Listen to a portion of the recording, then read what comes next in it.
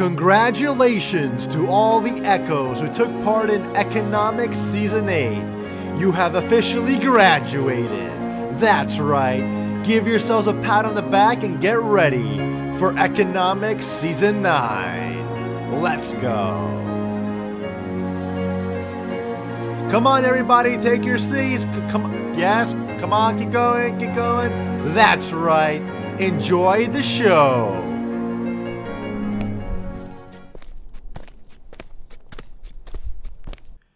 Congratulations, Economics class of Season 8!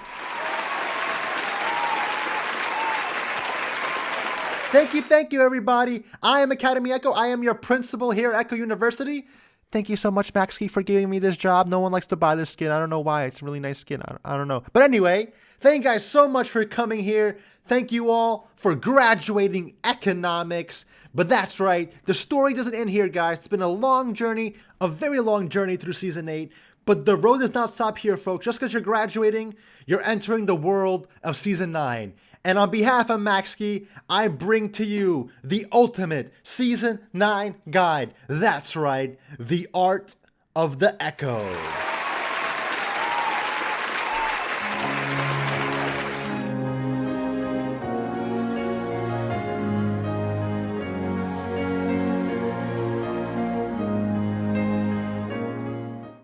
Welcome everyone to the Ultimate Season 9 Ekko Guide. And this guide is for all types of Echoes. Beginner Echoes, Intermediate Echoes, Advanced Echoes.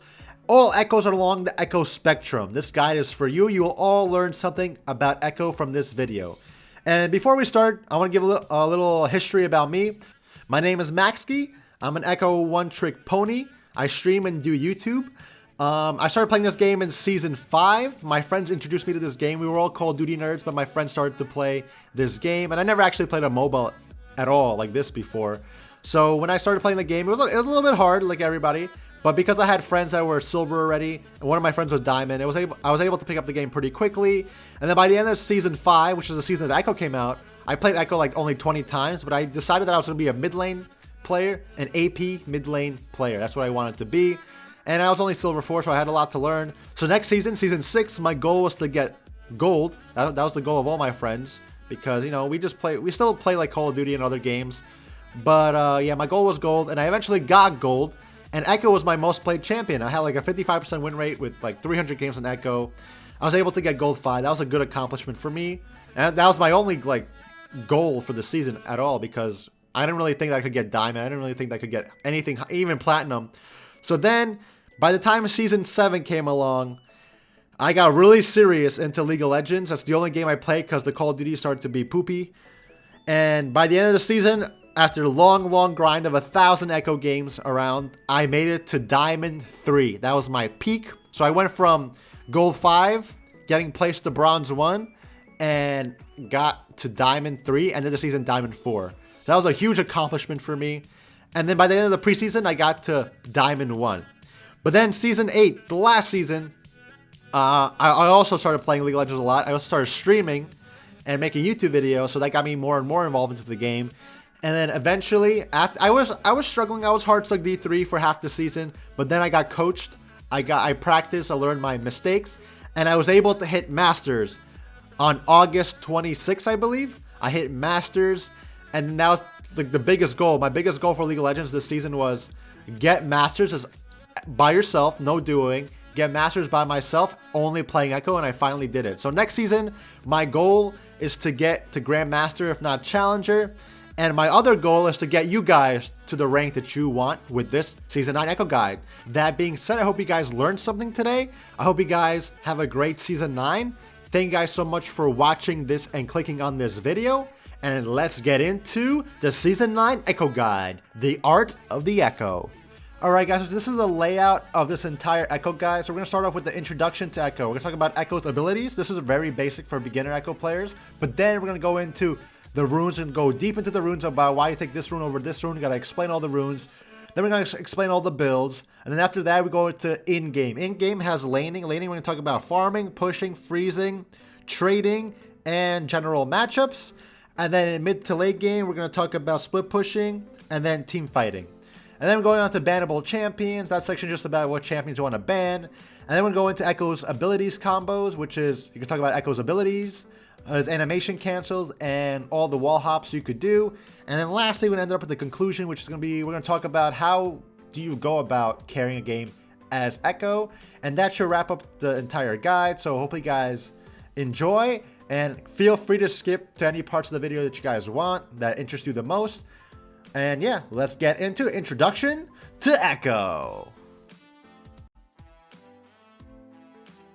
So firstly, let's introduce everybody to Ekko. If you're someone who hasn't played Ekko before, or you're a newcomer to Ekko, or you're just starting to play Ekko, let's go over his abilities. Yes, it's a little bit basic for you advanced Ekko, so you can skip this part. Just to be quick about Ekko's abilities. So firstly, Ekko has a 3-hit passive. Once you proc the passive, you get that burst of movement speed and a burst of damage. Ekko has a 5-second CD on his passive for a single target, so you have to wait 5 seconds before proccing it on the same target. Ekko's Q and E and R all proc his passive, and his W does not, so beware of that, but every other ability does.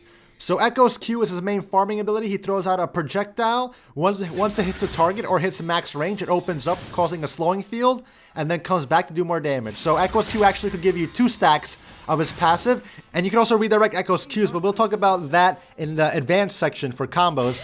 But Ekko's W is a 3-second prediction. You point and click to a location, 3 seconds later, a giant AoE bubble happens, and it causes an AoE slow, and if you walk into it, it causes an AoE stun, and also gives you a nice fat shield. On top of that, Ekko's passive on his W allows you to do percent missing HP if the enemy champion is below 30% HP. So that's a good execute on Ekko for killing tanks and assassinating targets. And then Ekko's E is a nice little dash blink. You dash to where you point on your cursor, and then you blink over stuff. You can also dash over walls. We'll talk about wall hops in the later sections of this guide. And lastly, Ekko's R. Ekko's R lets you go back in time to where you were 4 seconds ago. It heals you for a flat amount, and then the more damage you take, the more damage you heal in that last 4 seconds. And then you also do a massive AoE damage for like 150% AP scaling. So it's one of his strongest abilities. Helps you survive, but also helps you do a lot of damage. And now, since we all know what Ekko's abilities do, beginners, intermediate, and advanced Ekkos come together, and let's talk about all of Ekko's rune pages and why you go one rune page over another. Alright guys, so now we're going to talk about the best rune pages for Ekko for Season 9. And just note that they may slightly change depending on how Riot buffs or nerfs some runes or some champions or whatever. But for the most part, as of right now, the way things are going, nothing's really going to change, especially for Ekko in the start of the season. So these will be the best runes. So number 1, we're going with Electrocute. But why Electrocute over Dark Harvest, Hail of Blaze, Predator? Well, first of all, let's look at Dark Harvest, because Dark Harvest seems to be the best second to Electrocute. Dark Harvest was hella nerfed. We all know how good Dark Harvest was at the start of the preseason, but they nerfed it so much that it's not worth taking Ekko anymore. Why? Because Ekko does not do a lot of damage himself, especially early game. Ekko needs to scale, he needs to get his couple of items before he gets going.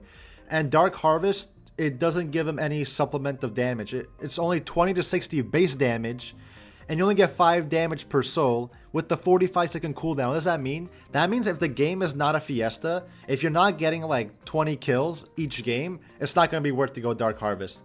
We all know, yes, there are some games that are fiestas, and Dark Harvest works perfectly, but there are many other games. Majority of your games will be, you know, quieter, more slow, more average pace. Even an average pace game, Dark Harvest does not go well with Ekko. Electrocute scales so much harder. Look, Electrocute goes from 30 to 180, Dark Harvest 20 to 60. So you don't have to, if you don't fight the entire game, Electrocute will outdamage Dark Harvest like quadruple, right? But say if there is a lot of fighting, the only good part about Dark Harvest that I see is that in a team fight, you'll be able to proc Dark Harvest on multiple targets because of the reset on the 1.5 seconds on takedown. So that's the advantage of Dark Harvest. But even then, so doing an extra 50 damage or 60 damage on a target early game is not life or death. Whereas with Electrocute has more AP scaling, more base scaling, and half the cooldown. So it's just, you can go Dark Harvest, but you're gonna have to hope for a lot of fights, hope for a lot of good scenarios for you. I would say Electrocute beats Dark Harvest 9 out of 10 times. Halo, and then if you talk about Halo Blades, yeah, you could do your 3-hit passive quicker. You don't get any damage from this. Ekko is not a champion that wants to stay in a fight long, especially in the early game. And Halo Blades, you want to stay in there for auto attack. So Halo Blades is not the best option. But to be fair, anything could work. Anything could work, but there are stuff that works better. Predator, Predator does electrocute damage, except it has literally twice the cooldown. Has twice the, no, not even twice, triple the cooldown of electrocute, and if not quadruple, and does the same amount of damage. But the problem is, if you're playing mid lane Ekko, do you want Predator every 150 seconds early game, or do you want electrocute every 25 seconds? The electrocute will help you get more kills that you need to carry the game. So that's why people go electrocute. Electrocute is good damage scaling, good early game damage, good late game damage, and very low cooldown. So that's where we go electrocute. So the second branch of the domination rune tree, we have cheap shot, taste of blood, sudden impact. We go sudden impact. Why? Cheap shot is pretty good. If your Q is a movement impairing projectile, so your Q, when you hit it, well, if it slows the person, because sometimes the Q doesn't slow if they're on the edge, but if they actually get slowed by your Q, they take true damage, 8 to 40. 8 to 40, it's like not a lot of damage, but it's a good poking ability because it's 4-second cooldown. So, but the problem is Ekko is not really a poke champion, but this could work. Cheap shot could work. I've seen people use cheap shot, but if you compare the damages between cheap shot and sudden impact does hell of a lot more, and we'll talk about why. Taste of blood is not bad. Actually, taste of blood is not that bad. You get a little bit of healing, 18 to 35 healing when you damage an enemy champion, and it scales with 0.1 AP, so that's not a lot of not a lot of scaling, but it does give you more sustain. So when you're in a fight, you'll gain a tiny bit of amount, maybe like an auto attack's worth of HP in the early game. So that's not the worst thing in the world. But with Ekko, you want to do damage, right? You want to do damage, and that's what sudden impact does. Sudden impact, after a dash, a leap, a blink, teleport, you gain magic damage, right? You gain magic penetration, which leads to more magic damage, right? For 5 seconds. After your Ekko's E, after Proto Belt dash, after your ultimate, after a flash, all this activates sudden impact, and boom, you do more damage on all your abilities. That's why it does more damage than that's why it does more damage than cheap shot, because you get magic pen on your AP, which is all your abilities. So that's why we go sudden impact, and it has also a 4-second cooldown, just like cheap shot. And then the next branch, we have Zombie Ward, Ghost Poro, and Eyeball Collection. I personally go Eyeball Collection now, and we'll talk about why. So Eyeball Collection, every time you kill a ward, get an assist, or get a champion kill, you get eyeballs, right? Champion kills give you 2, everything else gives you 1. So when you get 20 stacks, you get 20 AP, which equals to actually 30 AP, because once you get it fully stacked, you get an extra 10 AP. So that's 30 AP potentially. So, if the game is going, snowballing, even if you're snowballing, getting a lot of kills, assists, even killing wards, eventually you'll get a free 30 AP, which is good. It's a free stat that you get 30 AP, which is pretty good. Ghost Poro is my second favorite. I sometimes can go Ghost Poro because it's also pretty decent. Ghost Poro gives you a free vision. You could go into any bush, drop a Poro, and now you have free vision for 300 seconds, which is a long time. And also, if the Poro is in the enemy jungle or enemy side of the map, you get extra free AP, which is really good. And also, if you're on the enemy side of the map, it doesn't matter about the Poro. If you're on the enemy side of the map, you also get AP, which is really good if you're snowballing the game. Especially in the early game, you cross the enemy side of the map, invade their jungle, maybe get a first tower really early, and you go into their side of the map. You get this free AP really quickly, right? A lot of free AP very quickly. But the problem is, if they see the Poro, 60-second cooldown, which kind of sucks. On top of that, you also have to walk out of lane to place the ward. And on top of that, if your team is losing the game, or it's like a hard, early game, you won't be able to go on the enemy side of the map. You won't be able to place that vision on the enemy side of the map. So it ends up becoming a free ward, right? So, and on top of that, if you're on the enemy side of the map, yes, you get more AP. But if you're getting kills also, then Eyeball Collection is getting stacked also. So you could go Ghost Poro or Eyeball Collection, whichever you want more. I personally don't want to micromanage Ghost Poro. I just want to get the free AP from Eyeball Collection. And lastly, we have Zombie Ward. Zombie Ward, it's really, they reworked it, but it was probably the least effective rework. If you kill a ward, you get extra damage, but how often do you go around killing wards? And very little damage. It's really not worth it. These Ghost Poro and Eyeball Collection give you constant AP, constant damage, whereas Zombie Ward does not. And now we have the last row in the Domination tree. We have... This one's a hard one to pick. So I personally go Ravenous Hunter. Why? Because Ravenous Hunter, when you fully stack it, so each kill or assist you get on a unique champion gives you a stack. And at the end, you get, what is it? 14%? Yeah, I believe it's 14%. So it was 15% before. They nerfed it by 1%. So a slight nerf, but it's basically a Gunblade passive while you're using Protobelt, and Protobelt will be your main build. You go Ravenous Hunter, when you fully stack it, you basically get... You get like 95% of a Gunblade passive. So it's really good for healing. That's why I love the healing on Ekko. Ekko needs that healing. Healing means more fighting. More fighting means more damage. More damage means more kills. You could go Ingenious Hunter, gives you CDR on your Protobelt, your trinkets, your Zanyas maybe. But you know how it's pretty good. Like that's what I said. All these are pretty decent. It's what your playstyle wants, right? So if you want wards and more Protobelts and more Zanyas, then yeah, this may be good for you. Relentless Hunter gives you out of combat movement speed. You could get up to 48, which is really good, but it's out of combat movement speed. I prefer in combat movement speed. That's why. And Relentless Hunter, do I rather heal or do I rather walk faster? It depends what you want. It depends what you want. And Ultimate Hunter is probably the worst out of all these. It just takes too long to stack, and 5% CDR up to 10% CDR on Ekko's ultimate is not really worth it. It's not really worth it. You might as well just get extra healing and stay alive longer than having to rely on your ultimate cooldown, to be honest. But yeah, this is the tree we go for Electrocute. The Electrocute Domination tree. So this will probably be similar on every single Domination tree with Ekko. And now we have the secondary runes. So this is when it gets a little bit personal preference. Personally, I like to go sorcery, and the sorcery tree has a lot to offer to Ekko. So we have Nullifying Orb. I go Nullifying Orb versus strong AP matchups like LeBlanc. You know, everyone hates LeBlanc, especially if you're playing Ekko. So LeBlanc, Rise, I might go Nullifying Orb. But if I don't, I'll probably go Mana Flow Ban. Mana Flow Ban helps Ekko with mana. Ekko did not get compensated for Doran's Ring nerf and the mana nerfs.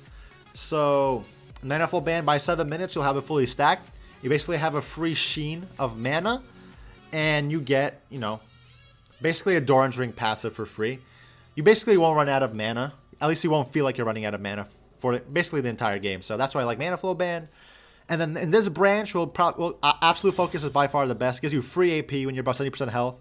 Also works with your ultimate. If you click your R and you heal back to 70% HP, the AP gets added onto your ultimate damage, so that's really good too.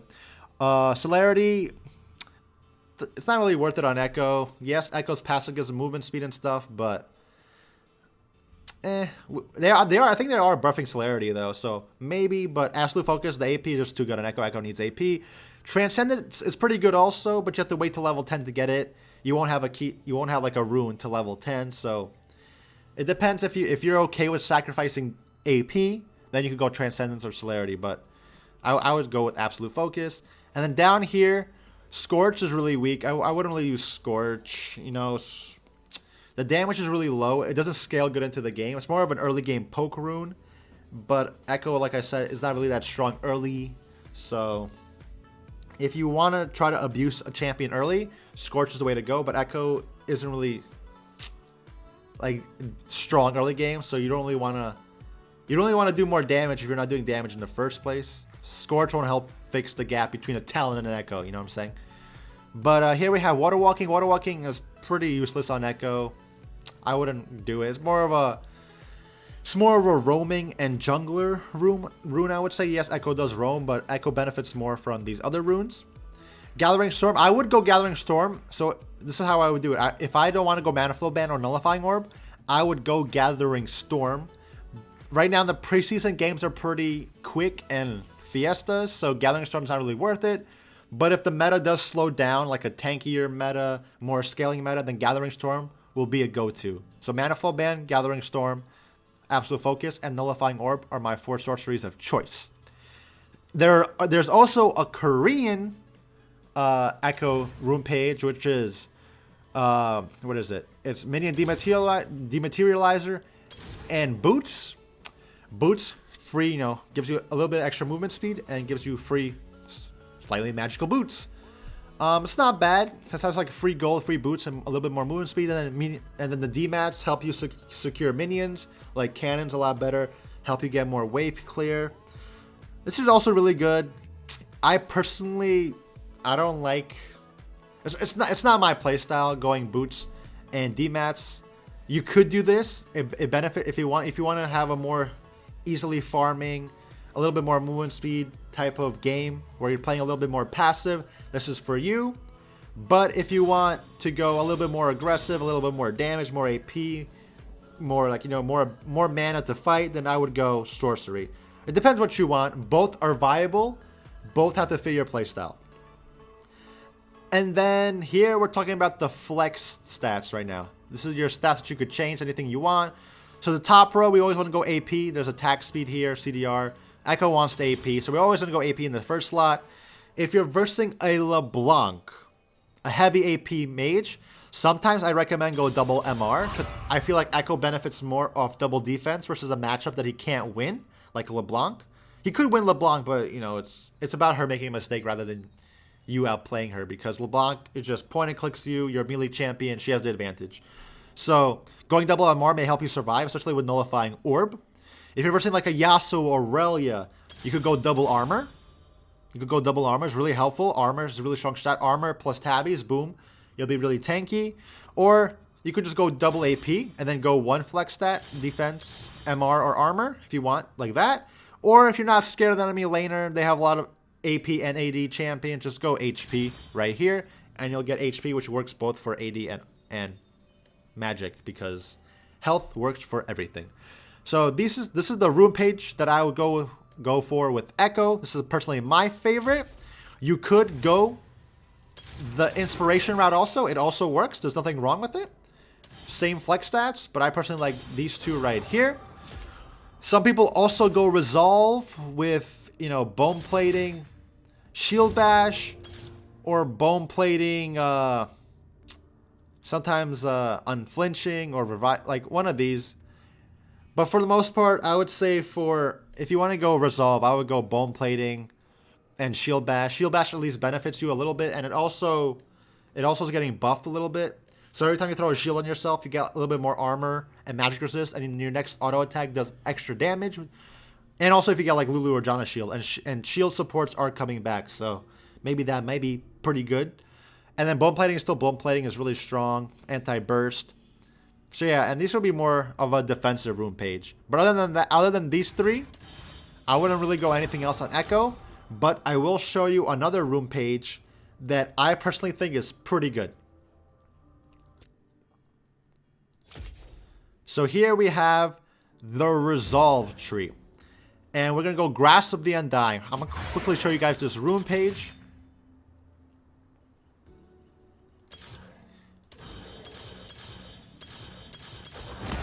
So this is the room page I sometimes use against really annoying matchups like Aurelia, like Akali, melee champion, like Talon also. Why? Because I don't want to die. This is a room page to where you don't want to die. You want to survive lane, potentially win lane, and hopefully somehow carry the game. To be fair though, this Grasp of the Undying room page is weaker than Electrocute and damage. So you won't be able to scale into late game as strong because you're missing Electrocute damage, Domination Tree damage. But this room page allows you to win the early game. Grasp of the Undying, you do after 4 seconds in combat, you do bonus magic damage on the next auto attack, which is your E or an auto attack. 4% of your max health, and then you heal for 2%. So not only are you doing a little bit of damage, you're also healing back. Shield Bash, I talked about before, gives you armor, magic resist, and a shield, and also your next auto attack does a little bit more damage. Bone Plating is anti-burst. Overgrowth gives you more HP while you're farming, so you get even more HP, which works with Grasp. And then you go Sorcery for Manifold Band because you want more mana to keep trading. Why keep trading? Because you're tanky with Grasp, and you're also healing. And now Absolute Focus just gives you that extra AP. And then down here you go double armor or double MR because you want a defensive build, so you're going to be even more tanky. So this build, I'll be honest with you, I like it a lot. I actually use it versus Kassadin's. Aurelias, Akali's, Talons. Talon will not kill you with this setup. I guarantee you Talon will not kill you with this setup. The only problem with this setup is that if you fall behind, you will be behind. You're not supposed to fall behind with this rune page because you're supposed to survive and actually potentially win the lane. If you fall behind, you won't be doing a lot of damage. And if your team is feeding, then it'll be really hard to carry a game with this rune page. But if your team is doing pretty decently or average, and you're in a lane that you know you cannot win, like LeBlanc, Cassidy, some champions like that are super annoying, then Grasp of the Dying helps you survive that lane, potentially win it. And because you win that lane, you're able to, help your team somewhere else. So I actually really like this rune page. You guys should try it out. I wouldn't recommend it every game. It's very selective versus maybe AD melee assassins and bruisers. But other than that, I would go the electrocute sorcery. So I hope you guys learned something about runes with Ekko, and let's get into the builds. Alright guys, so let's talk about Ekko's builds. When we talk about Ekko's builds, let's start with starting items. You guys always ask me, when do you go Doran's Ring, Double Doran's, Dark Seal, Double Dark Seal, Corrupting Potion, Refillable Potion, this and that? Well, let's answer this right now. So I put a check mark under my favorite starting build, which is Corrupting Potion, Double Dark Seals. We'll talk about that last, all the way to the left. But let's start with the Doran's Ring, Dark Seal on the right. So Doran's Ring, 2 health potions, and then back Dark Seal refillable was the most common Ekko starting build before they nerfed Doran's Ring. So let's talk about when you go Doran's Ring, first of all. You go Doran's Ring in a lane that's not super pokey, and also not super aggressive, and more farming oriented. What does that mean? That means when you're versing a Lux. Why Lux? Lux can't poke you, she's ranged, right? Lux could poke you, but she doesn't do that much damage. You could dodge a lot of her poke. You could return poke also because she's she's a squishy mage. So it's not that poke aggressive. She's a little bit scared of you. You want to avoid her poke also. And basically, if you just farm, you will outdamage her, outscale her 100%. You'll one-shot her. So with Doran's Ring start, you get a little bit of HP for the extra tankiness. You get those 2 health pots, and then you get that mana regen from Doran's Ring, which allows you to, farm longer. And then you back, get your refillable potion, so you don't have to buy any more health potions. And then you get that Dark Seal for potential snowball, but also that extra mana, extra AP, and extra healing on your refillable potions. So that was the standard build with Ekko for a while, but then they nerfed Doran's Ring, so now it gives you less mana regen, which kind of hurts, which defeated the purpose of going Doran's Ring, because it also has a terrible resell value. So you lose a lot of gold for selling Doran's Ring later in the game. So it became less favorable to go Doran's Ring into Dark Seal. So now let's go into Double Doran's. So Double Doran's basically tries to solve the problem of the Doran's Ring nerf. You go Double Doran's, the new passives do stack, so you do get a lot more mana regen. You do get extra HP, so you're a little bit tankier. You have a lot more mana regen, so basically you have a lot more sustain when it comes to mana, and you're a little bit tankier with a little bit extra HP. The problem with Double Doran's, and why I don't like Double Doran's, is because if you want to go Dark Seal after this, plus a refillable potion, you're spending over 1,000 gold on starting items. Not even 1,000. You're spending 400 plus 400 plus 350 plus 150. That is 1,300 gold on starting items. So you can't even start building your proto belt until you finish building all these. And on top of that, you're gonna eventually have to sell either the Double Doran's or the Dark Seal. And the Double Doran's have terrible resale value, like I said before. And on top of that, you can't have a Doran's Ring, Dark Seal, refillable potion, boots. You won't even have enough space to build your proto belt. So you really can't build a Dark Seal or a refillable potion with Double Doran's because you just don't have inventory space. You eventually have to sell something. So that's why I personally don't like it. But it is very effective when it comes to getting mana back. So if this is something you want to do, then by all means it will work. But personally, I'm a Dark Seal type of guy. Let's go into the next starting item, which is Dark Seal refillable. So for Dark Seal refillable potion, when you go this item set, you're basically telling the enemy laner that you're going to carry this game and you're going to kill him within 5 minutes. This is a very aggressive start. Why? Because you got the Dark Seal early, which means that you want to get a kill early and start getting it stacked. You're losing out on mana regen because you don't have a Doran's Ring. your refillable potion does not give you mana. The only mana you're getting is your base mana regen and 100 extra mana from Dark Seal. So you're not getting any mana compensation after that, which means that you will run out of mana pretty quickly with Dark Seal refillable, which is why I tend to avoid this with Ekko. Yes, if I'm gonna get a kill in lane, or I'm like guaranteed a kill in lane, like it's guaranteed I'm communicating with my jungler, or I have a really strong early game jungler, and that enemy mid laner is very squishy, can't kill me, I could kill them. Then yes, Dark Seal refillable is a pretty good start, but it's a very risky and not safe start that I wouldn't recommend on Ekko unless you're guaranteed, to get a kill.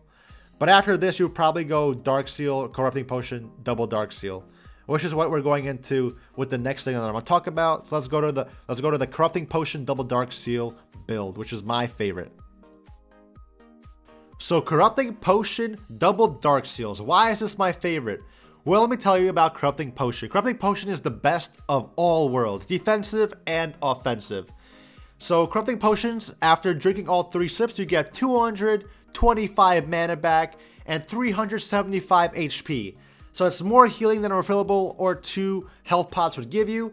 And it also gives you 225 mana, which refillable potions and regular potions will not give you. So that's a lot of mana regen and it's a lot of HP regen, which is what Ekko wants. On top of that, when you sip the Corrupting Potion, you get a little bit of a burn, which in the early game does 15 burn damage with all your abilities. So it not only does it heal you, give you mana, but it also helps you do a little bit extra damage. So it's good for trading and it's good for playing defensive, which is perfect. And on top of that, Corrupting Potion is good through the entire early to mid game. You want to keep it in your inventory because it's such a good healing and slightly bit a damage item, but mostly for its sustain. And then you go double Dark Seals. But why double Dark Seal? So we all know Dark Seal empowers your healing from your potions. It gives you 100 mana, gives you 15 AP, and you have the ability to stack it with kills or assists. So with 2 Dark Seals, you get double the mana. So you get 200 mana in total. You get approximately, I would say, 50% extra healing because you get 25%, 25%. So 50% extra healing. And then you get that 15 AP. But what's so good about that? So remember I was talking about Doran's Ring resale value? Dark Seal has amazing resale value. So you're getting these amazing early game stats with this double Dark Seal because it's so cheap. You get the mana, you get the healing, you get the 15 AP. And when you sell one of the Dark Seals, you're only losing 105 gold compared to a Doran's Ring where you lose like 260. So you're losing only 105 gold. But are you really losing 105 gold when you're gaining healing, which helps you fight? You're getting AP, which helps you fight. You're getting mana, which helps you sustain and fight longer, which means you'll probably get some kills and have a better laning phase, have easier farming time, and boom, you could scale. Then you sell one of the Dark Seals and continue building your items like it wasn't even there. So that's why I love the Corrupting Potion double Dark Seals. I recommend you guys to try it. A lot of people are using it, especially in Korea. So I hope you guys enjoy, and let's get into the actual Ekko build. Alright guys, welcome to the build portion of this Ultimate Ekko guide. So we're going to talk about Ekko's best build. So here we have the starting items that we talked about in the previous section. The Corrupting Potion double Dark Seal is my favorite. So that's what I'm going to start with in my Ekko build. Let's talk about starting items. So we have 5 potential starting items for AP champions. And let's talk about the best ones for Ekko. So Proto Belt is my favorite starting item with Ekko, and it's probably the best starting item with Ekko. Why? Proto Belt gives you 300 HP, Ekko wants tankiness, gives him 10% CDR, Ekko wants CDR, gives him 60 AP, that's pretty good. It's only like 2,500 gold, not 2,600, I think it's 2,500 gold. Very cheap item, and on top of that, it gives you that active that gives you a tiny dash and AoE damage with the missiles. So everything Ekko wants, utility, and damage, and it's cheap, so you finish it fast for the early game. Built out of a revolver, really good. But what about these other items, right? So let's talk about Proto Belt's cousin, which is the Gunblade. So Gunblade gives you AD, a really strong point and click active. Gives you a lot of AD, a lot of AP, and a lot of healing. The problem is that Ravenous Hunter gives, in the runes, gives you Gunblade passive, basically. So now you get healing on Proto Belt also when you fully stack the Ravenous Hunter, which is like, okay, I have a Proto Belt with Gunblade passive. Win-win, right? So that's why, so Gunblade, you have your Gunblade passive in your runes. On top of that, this game is very early game oriented now, and it takes a long time to finish Gunblade. And on top of that, you're building half AD, and Ekko doesn't really benefit off AD, especially in the early game. So you're delaying your power spike a lot longer than when you build Proto Belt. And on top of that, AD is just awkward on Ekko. Ekko doesn't have a single ability that scales off AD.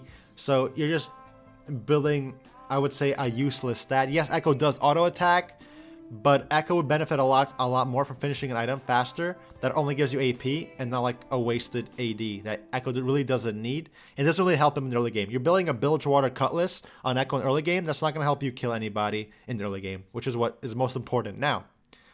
So we're not going to talk about the Gunblade because Gunblade is an item that I actually never built. If you love Gunblade, I'm sorry, but we have to let you go. So Luden's Ekko. Luden's Ekko is actually something that you can build on Ekko. If you don't like Proto Belt, because some people may not like Proto Belt, Luden's Ekko is a very, very strong item. All the mages use it. There's a reason why. The item is just super strong. The passive is a free extra damage, free extra 100 damage. That scales a little bit. Gives you 20% CDR, which is huge. Gives you 90 AP, which is huge. And gives you a lot of mana, which is also huge. The problem is, for Ekko, it takes a long time to build. You have to build a Lost Chapter. Really expensive early game item. So this delay, Luden's Ekko delays your power spike. But once you get it, you'll be pretty strong if you don't fall behind, like by dying. So it's really strong, but you do lack the HP. That's the one thing you do lack. It lacks the HP. It lacks the activatable that Proto Belt has. So I would say if you like the extra, if you like to survive lane longer and just do nothing and eventually finish building this item, then this item will do a lot more damage than Proto Belt will. It's just, it'll take you longer to finish it. It'll take you longer to build its components. And because of that, your early game may be a little bit worse. But when you do finish it, you will be a lot squishier, but you will be a lot stronger. So it depends if you want to do that. If you want to go that route. So these are the two starting items that I would possibly go on Ekko, but we're going to focus on Proto Belt. And then we have Archangel Staff. Building a tier with Ekko is just not worth it. It takes too long to stack on Ekko, and you lose so much damage. And Ekko needs as much damage as you could get, especially in the early game, which defeats the purpose of a tier, because tier does not give you any damage. So why would Ekko build it? So let's not talk about that. Rod of Ages is something that you may want to build on Ekko. It gives you a Catalyst. Catalyst is pretty good. It gives you a lot of mana and healing. Good sustained item. Quite expensive to finish. Well, quite expensive to finish a Catalyst, which doesn't give you any damage. It's like 1,200 gold and you get no damage from it. So that kind of hurts Ekko when you want to spend gold on that. You do get a Blasting Wand from it, so it's not the worst early game. Basically, if you go Rod of Ages, you're sacrificing early game fighting because you can't really fight with only 40 bonus AP. And then you have a Catalyst that just helps you sustain with mana, gives you a little bit of healing. It's more of a sustain scale build with Rod of Ages. Ekko does want to scale, right? Ekko does want to scale. Rod of Ages does scale really well into the late game. But the problem is you're sacrificing early game, then you're waiting for Rod of Ages to fully stack and takes time. And Ekko doesn't have time to waste in the early game. You could go Rod of Ages though. You could, especially in top lane if you want to go with the HP AP build. But I personally never build Rod of Ages, and a lot of Ekkos rarely build Rod of Ages, especially in higher elos, so we're not talking about Rod of Ages. So now your two starting items are Proto Belt and Luden's Ekko. So the build after this will be the same for Luden's Ekko as it is for Proto Belt, so you can choose whichever one of these that you want. I prefer Proto Belt because Proto Belt, I just love the active of Proto Belt, and it's such a cheap, good item. So what is the next item you're going to get? So you're going to get boots. Usually I go Sork Boots. Sork Boots give you that 18 magic pen, synergize really well with Sudden Impact, and then eventually when we get Merlinomicon, for a lot of flat magic pen, do a lot more damage. But what if the enemy team has like a Fiddlesticks, Galio, Nico, Zoe, all these heavy CC champions? Well, then you could go Merc Treads. Merc Treads really good tenacity stat, so you help survive CC. And they will help you ult. A lot of the times, they're like, oh my god, Ekko didn't press R. Well, because Ekko was CC'd. Merc Treads may save your life right there. And then if the enemy team has like a Yasuo, Aurelia, Xin Zhao's, a lot of AD champions, then you might want to go with Tabbies, because Tabbies will help you beat those auto-attacking champions. Really strong passive to block auto attack damage. And then what's the next main item? Usually want to go Lichbane. Why Lichbane? Lichbane gives you that split pushing pressure because it gives you that on hit after using ability damage. A lot of damage actually, so you do a lot of damage to towers. It gives you 80 AP, which is a lot of AP. Gives you CDR, gives you mana, gives you movement speed, everything Ekko wants. It is quite expensive, it's 3,200 gold, but it does pack a big punch. Gives you that pressure in a fight with the CDR, movement speed, damage. But then again, you could also pressure side lanes or split pushing because you do a lot of tower damage. Really good, solid second item on Ekko. And then, but, if the enemy team is all AD, because we might be able tabbies, we might have double flex stats of armor. So they have the entire AD team, Yasuo, Camille, Tryndamere, AD carry, and then blah, blah, blah. Who cares about the support? So if they have an entire AD team, you may want to go Iceborne Gauntlet. Why Iceborne Gauntlet? It's basically like the tanky version of Lichbane. It gives you armor. It does give you that on-hit passive damage like Lichbane does after using an ability. Obviously a lot less, but it helps you be much more tanky. It gives you the CDR, it gives you tankiness with armor, and it gives you a little bit of damage and mana. So if you want to go... If you're rushing a full AD team, go Proto Belt, double armor runes, tabbies, Iceborne Gauntlet, you'll be unkillable. You'll literally be unkillable. So you could potentially go Iceborne Gauntlet. But what's the next item? So now this is where it gets tricky. This is when you could build so many items. This is when you could build a lot of items. Usually, I go for Morellonomicon. Morellonomicon gives you that flat magic pen, which is really good with Stork Boots, and then sudden impacts. You basically do true damage on enemy targets that don't have any MRs. That's really good. Gives you Grievous Wounds, really good for like Vladimir, Soraka's, 80 carries that use heal, that have like a Bork or a Bloodthirster. Any heals, Morellonomicon helps beat that. And on top of that, gives you that HP, makes you even more tanky. With 300 from Protobelt, 300 from Morellonomicon, you're going to be pretty tanky. And then the 80 AP is also good. It's just a good viable option for you. But if you're really fed, you may want to go for a Death Cap instead. So if I'm really fed and I want to 1v9 the game, I might go Death Cap. Just go get the needlessly large rod, 2 of them, boom, combine them, get a Death Cap, do a lot of AP damage. But if I don't go Death Cap third main item, I'll definitely go Death Cap fourth, right? But we could also build a Zanya's here. Why Zanya's? Like I said, if the enemy team is all AD, going Iceborne Gauntlet with Zanya's, you'll have over like 150 armor with Ekko, and you'll be unkillable. Just you could destroy full AD teams. But say the enemy team is not full AD, you may want to go Zanya's when you want extra protection, and because it gives you CDR, it gives you a little bit of armor, gives you a little bit of AP, and it gives you that passive which could save your life. With Ekko, if the enemy team has like a Nocturne or like a Nico ult or like any type of ultimate that you want to avoid or an engage that you want to avoid or a sticky situation that you want to avoid, Zanya's will help you dodge anything for that brief second of moment. So a perfectly timed Zanya's could change a team fight. So that's why Zanya's is a pretty good item to build also. So now we're talking about what about all these other items down here. So now we're into the situational part. Usually you always want to build Proto Build, Boots, Lichbane, Morello, Death Cap. Those are probably like the items you always want to look for to build on Ekko.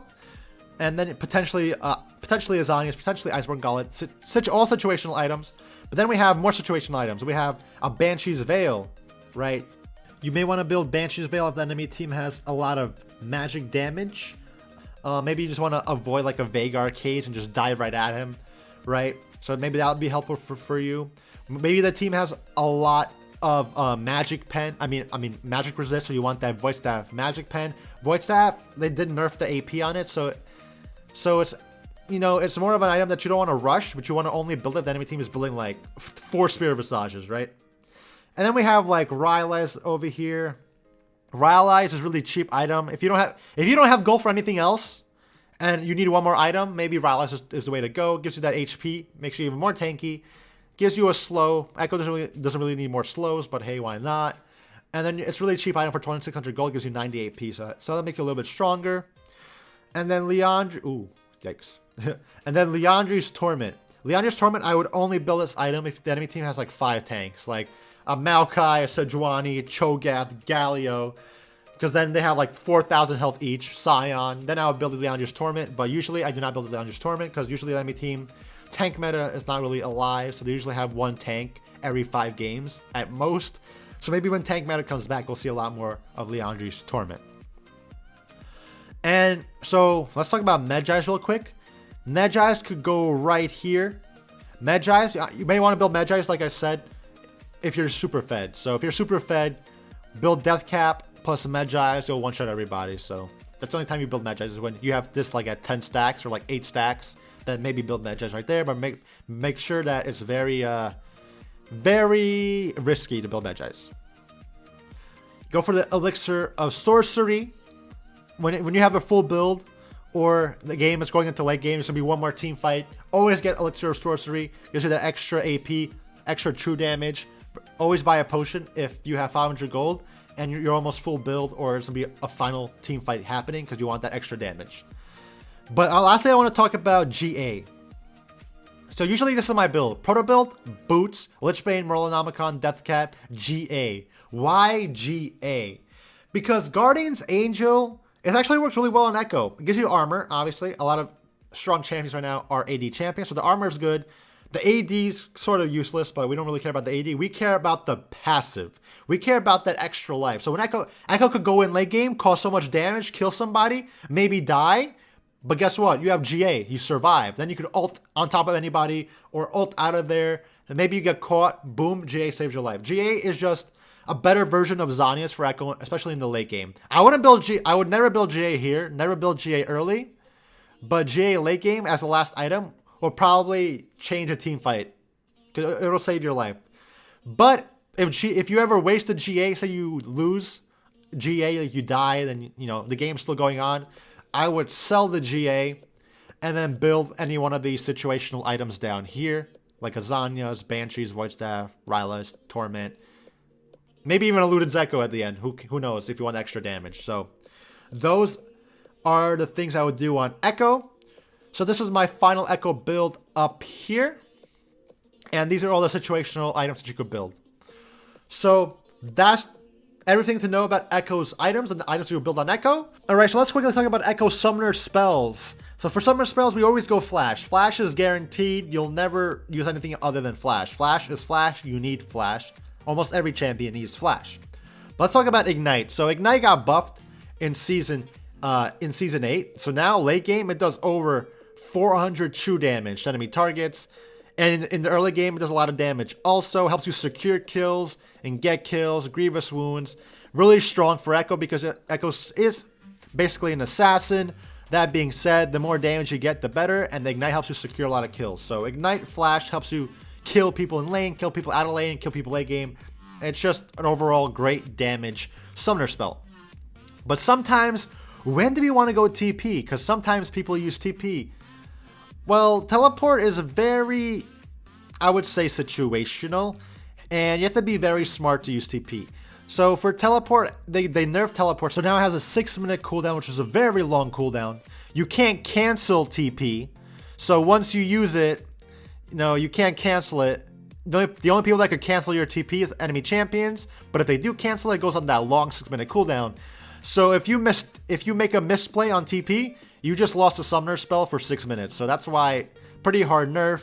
And even if you do use TP, it could go terribly bad. And then that's it. You lost a summoner spell. Bad things could happen. You can't cancel it. So there's a lot of things that could go wrong with TP. But teleport does help you get back to lane faster in the early game for Ekko. Teleport can impact the team fight if you like TP like from behind or like TP to a team fight. Enemy team doesn't expect it. Yes, it can have a huge impact. But you have to ask yourself, how many more kills can Ignite secure rather than a teleport? You could almost use Ignite twice per teleport. So look at the risks versus rewards going either Ignite or teleport. But yeah, that's about the summer spells. So now it's time to get into the in-game. You guys know everything about Ekko's abilities. You guys know Ekko's builds. You guys know about Ekko's runes and summer spells. Now you are ready to learn about Ekko in-game. So let's start with Ekko in the laning phase. What up guys, welcome to the farming portion of this video. The farming portion will be pretty quick because when it comes down to it, farming is just about practice, learning your damage, learning how to last hit, and learning when to use your abilities to kill the minions. It's basically just practice, practice, practice. A good way to practice farming is just going into the practice tool or into a custom game and just practice last hitting CS. It's basically the easiest way to practice, but I could give you some few tiny tips for Ekko to help you farm a little bit better. So I can give you some tips about farming with Ekko in the early game. In the early game, it's before level 3, it's the hardest to farm with Ekko because Ekko cannot 2Q the backline minion. So how do you farm the first couple of waves with Ekko? So what I like to do is when I see the first wave coming in, I need to kill these 3 minions because they're worth the most gold. So I see which one's getting hit the most. So this one's getting hit the most. I'm gonna auto attack this one. Gonna auto attack this one again. So now I got 2 stacks on it. Now I'm gonna wait till they get low, low, low, boom, boom, boom. And my Q hit the back one, so now I can farm the back one safely. You gotta wait. And then boom, you got the entire 6 minions. Now, this won't happen all the time because you might get poked, you might have to fight, but in a calm lane, your best scenario is to farm the wave like that. Wait till the 3 get low, throw out a Q, auto attack, boom. Your Q hits the backline minions and you're able to farm all 6 minions in the first wave. So like we said before, Ekko cannot 2Q before level 3. So when I throw out my Q at the backline minions, you see how they have more than half HP? That means the second Q will not kill them, which tells me that if I do this again, I'm not going to kill these minions, and then I could potentially lose them to my minions killing them, or I'm going to have to go up to them and auto attack, or I have to wait, throw another Q before I could kill them. So it takes 3 Qs.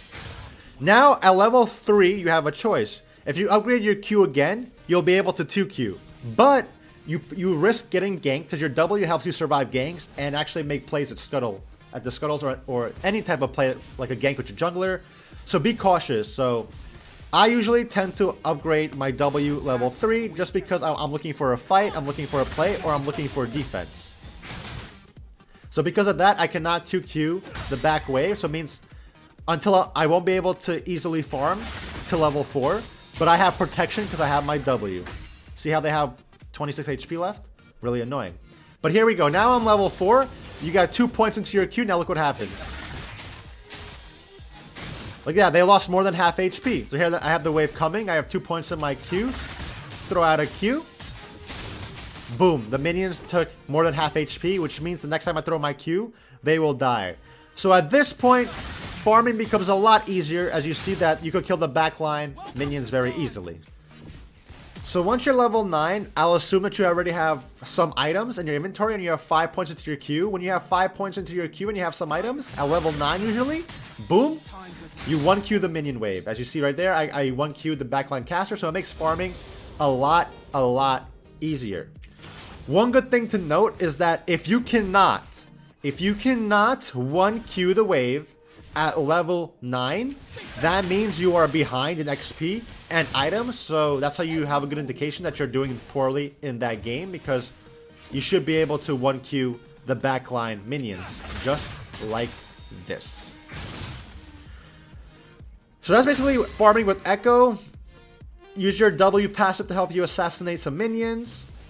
You could use your E to secure some minion kills, but you never want to E in lane, because as soon as the enemy sees you E like this, they'll know you don't have an escape and they'll try to jump on you. But other than that, that's basically the simplest ways to farm with Ekko. Just get level 9, you'll be able to 1Q. Get level 3, you'll be able to 2Q, and before that, just farm smartly. Alright guys, let's talk about pushing as Ekko. Ekko's really good at pushing the wave. Why? Because his Q is AoE, hits all the minions. At level 4, Ekko's Q 2Qs the wave. At level 9, he 1Qs the wave. So it allows Ekko to push the wave anytime he wants, basically. So what does pushing the wave mean? That means you have more minions on your side of mid lane. And your minions are also healthier, which means that you kill the enemy minions. Boom, boom. And now naturally, the wave pushes to the enemy side of the mid lane. So that's a push.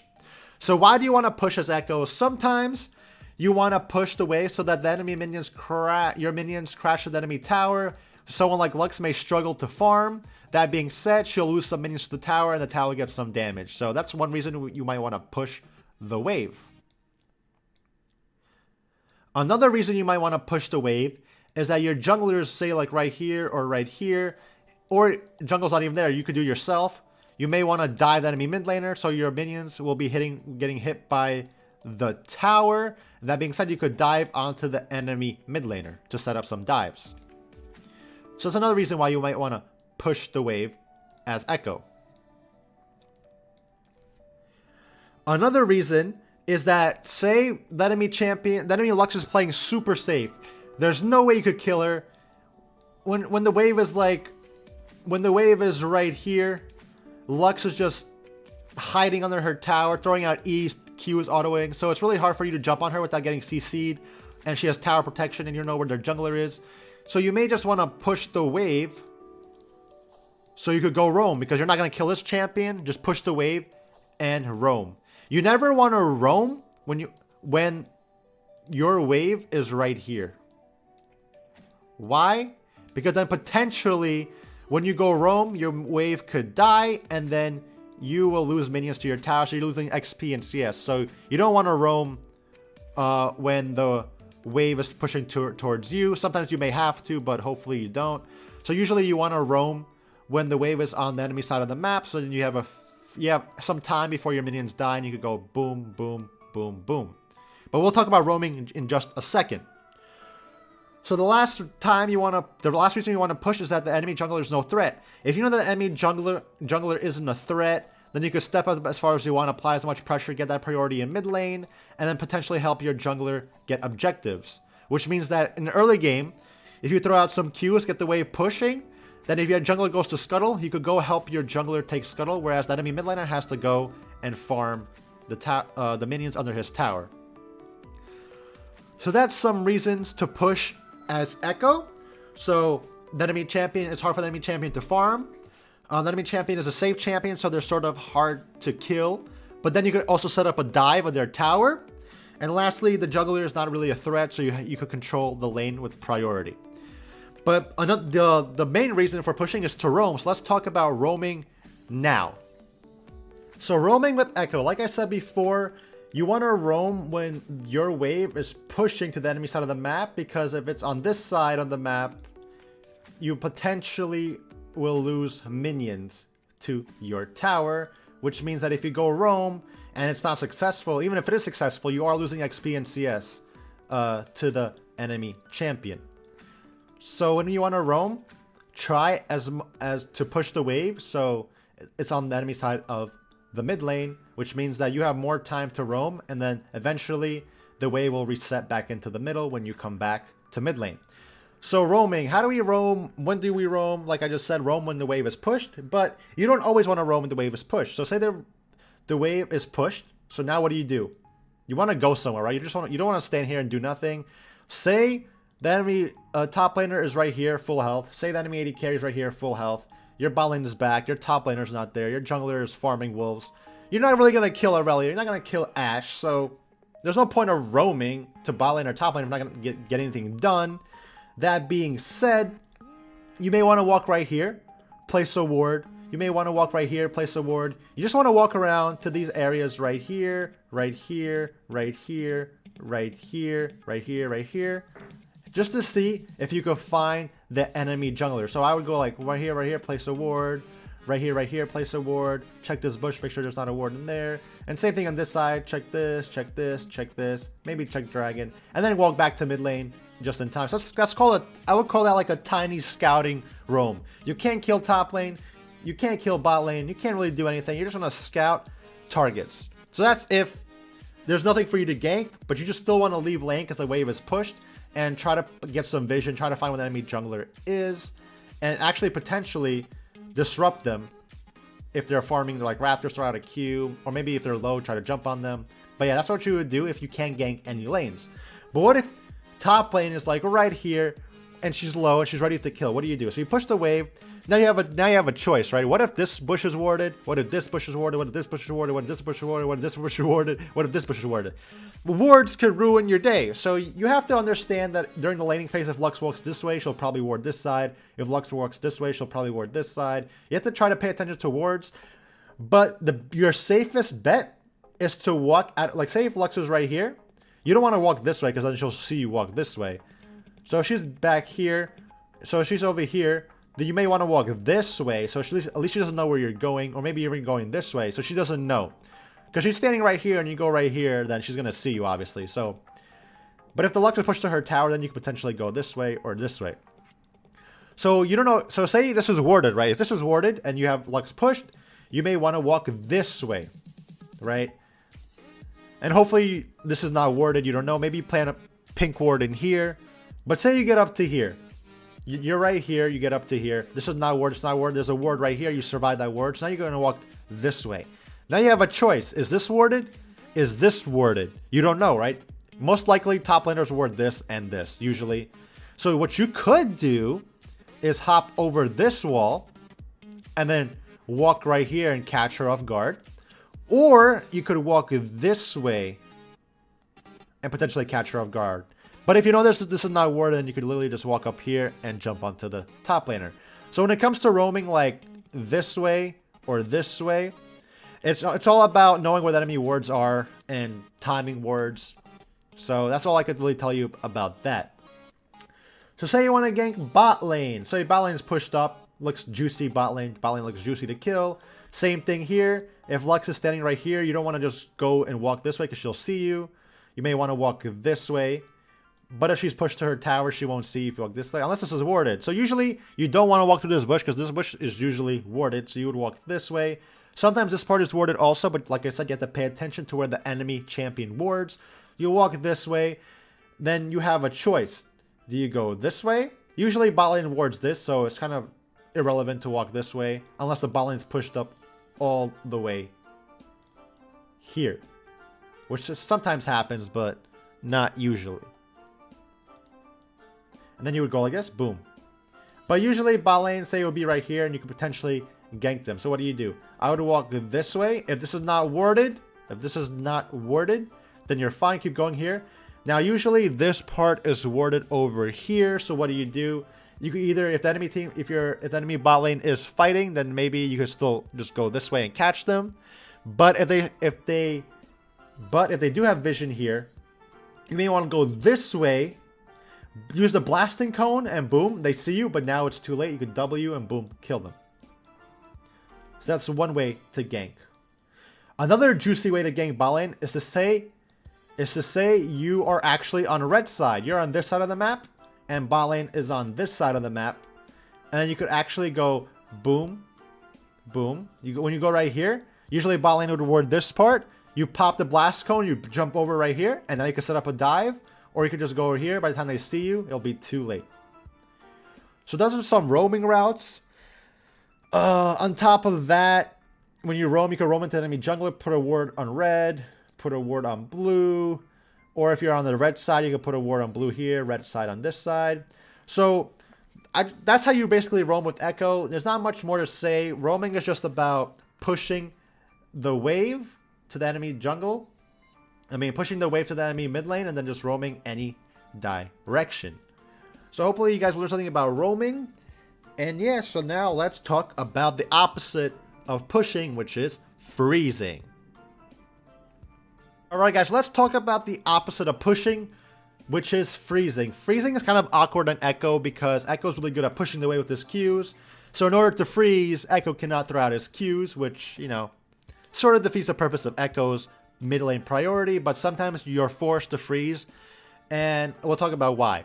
But firstly, how do you set up a freeze? A freeze is when the enemy minions are on your side of mid lane, stuck right here on your side of mid lane, forcing the enemy mid laner to step up to potentially farm, which sets up a lot of opportunities for you and also keeps you safe by your tower, so you can avoid ganks and all that stuff, but we'll talk about that in a second. So how do you set up a freeze? Usually a freeze happens when the enemy mid laner has more minions, they're healthier and you have fewer minions. So naturally, your minions will die faster, meaning that the wave will slowly push to you. And then eventually, if you could keep the wave here by last hitting. So the way you keep a freeze going is you try to keep the enemy minions as healthy as possible. And then you let them kill your minions. And then you last hit their minions without throwing your Qs. Because if your Q hits multiple targets, then the enemy minions will take a lot of damage. And potentially your minions will kill them. So the easiest way I could explain how to keep a freeze is by last hitting with auto attacks. If not, if you want to throw out a Q, only hit one minion with your Q. So keep the enemy minions as healthy as possible. Make sure there's more minions on the enemy side than your side. And lastly, try to avoid the enemy champion from killing all your minions. Because if she kills all your minions, then eventually the wave will crash into the tower and break the freeze. So that's like a quick summary of how to start a freeze and hold a freeze. But now, why would you want to ever freeze? So there are several scenarios where you want to freeze. One is, say the game just started and the wave isn't frozen. So the wave is like this. Boom, boom. If you push the wave to their side, if you push the wave early game, which Ekko could, then if the enemy team has a strong early game jungler, boom, you're going to die to Camille gank. If the enemy team has a strong level 2 jungler, which like Camille, Zhao, all these champions, you do not want to push the wave because then you'll just get level 2 ganked and boom, you're dead. So that's one reason why you don't want to push the wave. So you want to keep the wave here. You keep the wave as on your side of mid lane, which means that the enemy jungler, well, he's going to have to risk getting hit by the tower if he wants to dive you, and he'll probably won't dive you. So scary jungler is one of the reasons why you want to freeze the wave. Another reason why you want to freeze the wave is if the enemy mid laner does not have flash. If the enemy mid laner is immobile and doesn't have flash, they have to step up here to farm, which means that your jungler could come gank, or you could actually just jump on them and kill them.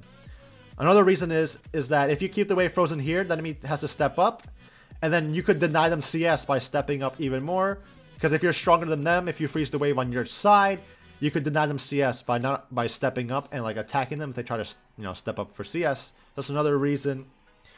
The last reason is that there's nowhere to roam. If you can't kill top lane, if you can't kill bot lane, if the enemy jungler is patrolling everywhere, she's scary. There's no point of staying. There's no point of pushing the wave up here if you can't roam. If your jungler is losing, so like the enemy jungler controls everything, so you kind of don't want to let the enemy jungler gank you. So it's better to be safe and just stay down here. So that basically sums up freezing.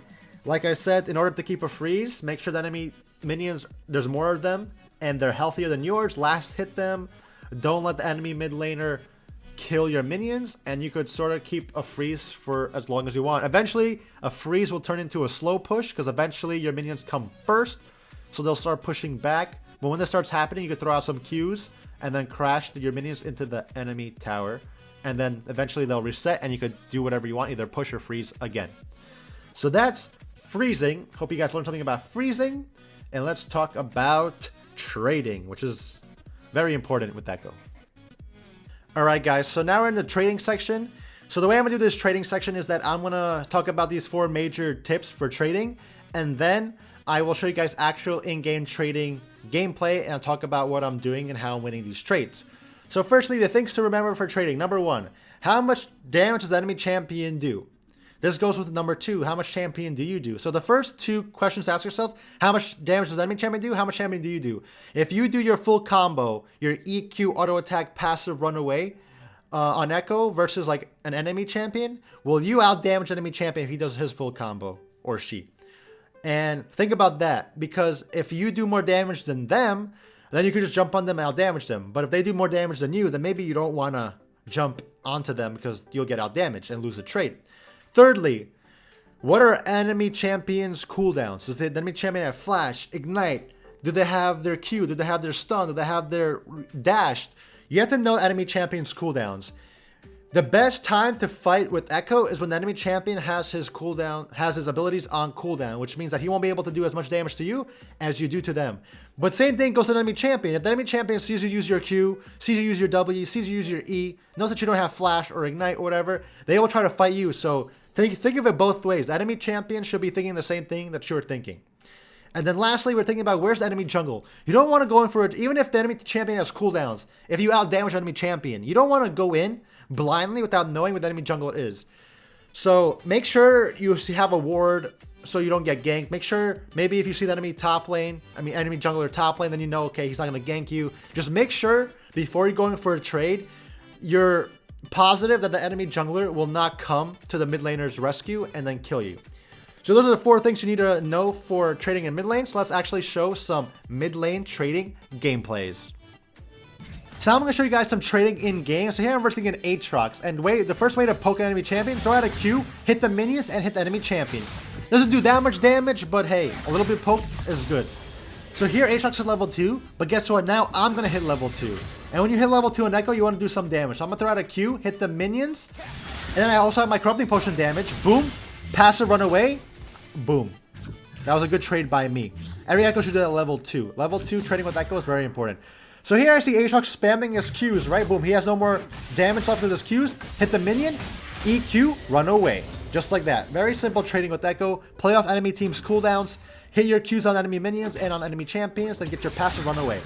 That's the best way to trade on Ekko. Another tip for trading on Ekko is that when you have your Corrupting Potion does give you a little bit more damage in a fight. So pop your Corrupting Potion in a fight. Get that healing. Get that extra damage. But here I have Aatrox. Look, he started using his Qs. Boom. That was 2 Qs. That was his passive. 3 Qs. Jump onto him right away. Just like that. Get my W off. Get that shield. Just like that, we won another trade. Why? Because we waited for his cooldowns. So here, Aatrox just wasted his Q. I'm going to jump onto him, throw my W out, fight him inside my W. Get the W shield, get the W stun, and then run away. So you see what I'm doing here? I'm fighting off the enemy champion's cooldowns. So here I see Aatrox trying to fight me. He does more damage than me, that's true, but guess what? He forgot rule number 4. He did not remember where my jungler was. That being said, my jungler comes to help me. Boom, he's dead. Just like that. And lastly, another tip is that throwing your W and flashing onto the enemy target, you throw out your W, E flash, boom. Auto attack, sadly he flashed away, but that's a good way to win a trade. Now he has to back, or if he stays, we kill him. Alright guys, so now that we talked about laning, let's talk about the matchups you'll see during your laning phase. So I divided the champions of mid lane into 5 classes. We have assassins, mages, aftershock mages, bruisers / auto attacking champions, and ADCs. I gave some examples of each class so you guys know what I am talking about.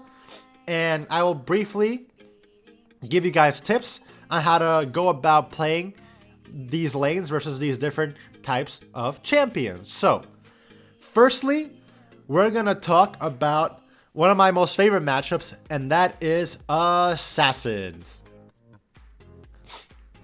So when it comes to assassins, I basically say this. The first assassin to be the scary is the one that wins the lane. What does that mean, be the scary? That means the first assassin to outplay, get priority, get more CS, get more XP, do more damage. That's the one, and maybe roam and get more kills. That's the one, that's the assassin that will win the game. So when it comes to laning phase, there's many different assassins. So the best way to learn is basically by, playing the game, getting experience playing versus these champions. But like I said, every champion is different. There's over 100 something champions, so you have a lot to learn. But for example, if you're versing someone like Talon out damages you because Ekko is not that strong of an early game assassin. Ekko's more of a scaling skirmisher that becomes an assassin later. But a champion like Talon, he'll kill one shot you level 2. So you have to know that. So one of the best ways to learn these matchups is by actually playing them and understand that, okay, Talon will try to kill me level 2, and he can kill me level 2. So what do you do as Ekko? You prevent that from happening. How do you prevent that from happening? By not allowing him to kill you. So because you don't allow like a champion like Talon to kill you, you're delaying his, assassin power spike. You're delaying his kills. You're delaying his gold. And that's what you want to do. And then say you're versing a champion like Zed. Zed and Ekko are 2 really fun matchups to play with, against. I love the Zed matchups. So what do you do when you're placing a Zed? You gotta dodge his abilities and then you jump on him and then boom. It's a skill. Most assassin matchups are skills matchups. And like I said, the first champion that shows weakness is the one that loses the lane, because this is a very snowbally lane. If you misplay and enemy assassin kills you, then the laning phase will be super hard. I know you guys all experienced the dying once to a Zed, and then the next 5 minutes you're just going 0-5 because he's just one-shotting you. But the same thing would happen on the flip side. If you kill the Zed, right, then you're stronger than him and you could one-shot him and outplay him. So Assassin's matchups are very fragile, so understand that the first Assassin to misplay or the first Assassin to take the priority is the one that has the big advantage. That's what I could say on that. But also then you have champions like LeBlanc that are ranged assassins, and a champion like LeBlanc is just very hard for Ekko to beat.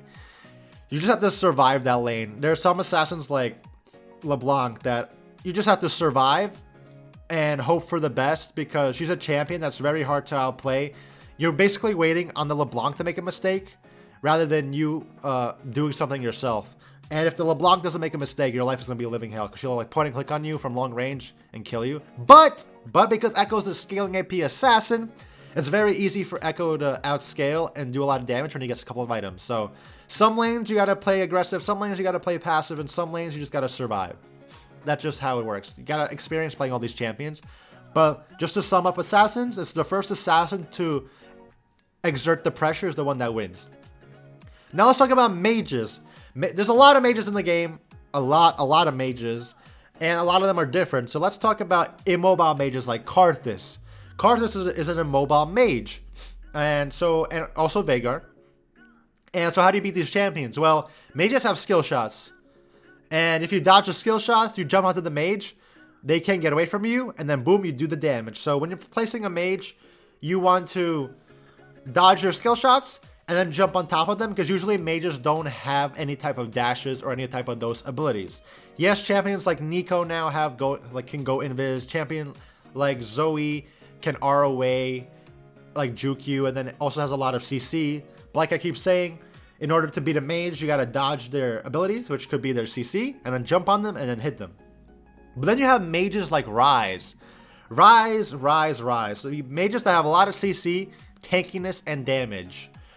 These mages, you have to you need either a gank from your jungler, or you need some type of, you just gotta survive the lane. The same way you have to survive a lane versus like a LeBlanc assassin, the same way you have to survive a lane versus a CC machine gun mage like Rise. There's nothing much you could do about it. Some champions just counter other champions, like Rise is really good into melee matchups because he has 2 point and clicks and CC. So your best bet is to just survive a lane like Rise.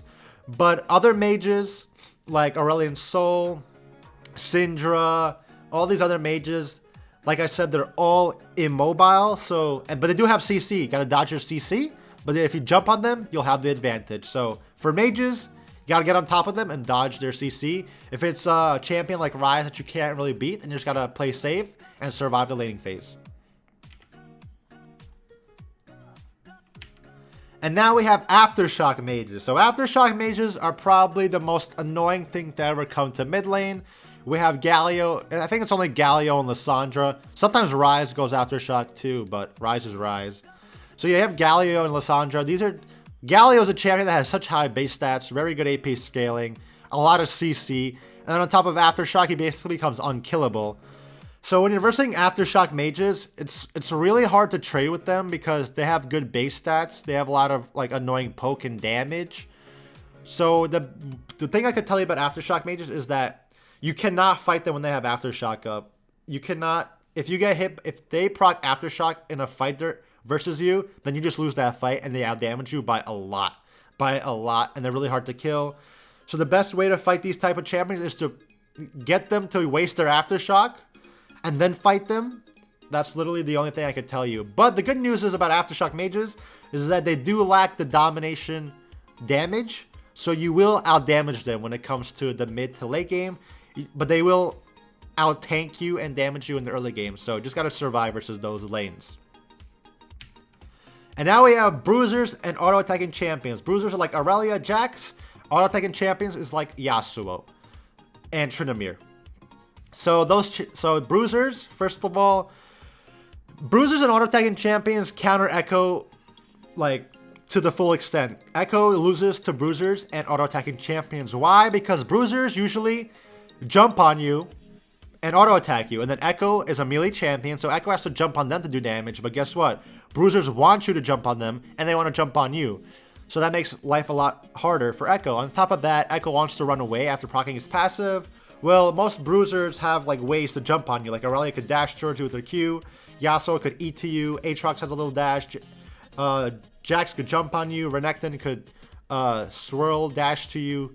Tryndamere could to spin to you. See, like bruisers and auto-attacking champions like that can get on top of you, and Ekko does not want that. So it becomes really hard. So when it comes to these matchups, I'd say build armor. Build armor and do not die. Same thing with the assassin matchup. Do not die, because as soon as you die, your life is already going to be hard versus bruisers, but if you die, they're just going to one-shot you. Bruisers are like tanky assassins that do a lot of damage. So, but the plus side is, bruisers like Aurelia, Yasuo, Aatrox, you could actually outplay them. It just requires a lot of practice. But bruisers like Jax, and like Fiora, they just destroy you. They just destroy you. Jax could block your auto attacks with his E, which counters your E, and your auto attacking for your passive. Then a champion like Fiora could parry all your abilities. So those type of champions get really hard. So bruisers are probably going to be the hardest champions for you to face. So beware of that. And then lastly, we have AD carries in the mid lane. AD carries are a lot like the bruiser matchup in the early game. It's like AD carries like Lucian are played in mid lane. An AD carry like Kai'Sa has the movement speed on her E. Lucian has his dash. So a lot of AD carries that you see in mid lane, you don't see a lot of them. Lucian and Kai'Sa are probably the most ones I've seen. Maybe Draven a little bit. They all have strong early games. So as Ekko, the AD carry will probably poke you out because they'll just auto attack you. If you try to dash on them, they'll dash away or run away. They have a lot of damage. They're basically an auto attacking champion. So what you have to do in this lane is that you just have to survive till you get half an item. Once you get half an item, you can literally start one-shotting these AD carries. So as long as you don't die early, wait till the early mid game, farm yourself up, get an item, or ask for a gank because these are very squishy champions. And then once you get an item, you'll be able to one-shot these AD carries, and the game will be very easy for you. Alright guys, so now let's talk about Ekko in the mid to late game. This will be kind of quick because there's not that much to say. It's just split pushing and team fighting.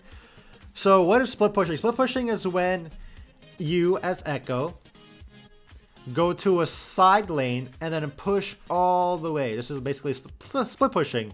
You're away from the team and you're doing your own thing in either bot lane or top lane by yourself. And you're basically pushing your minion wave to the enemy side. So when is it good to split push? So usually when your bot lane gets this tower, they'll probably go mid. That's usually what happens. Or they could go top. But if they go top, your bot laner, your top laner will go bot, and then you will probably stay mid. That's usually how it works. So you're not really split pushing here, but I would say a majority of your games, your bot lane will go mid, the top laner will stay top, and then you will be split pushing in bot lane by yourself. To be fair, there are times where maybe your top laner decides to go bot, and then you'll probably have to go top, and vice versa. That just happens. But regardless, split pushing stays the same, whether you're in top lane or in bot lane. So what does split pushing mean? It means, like I said, when you push the wave, you're by yourself, you're pushing your wave towards the enemy towers, you're knocking down towers, trying to cause havoc from the side away from the game.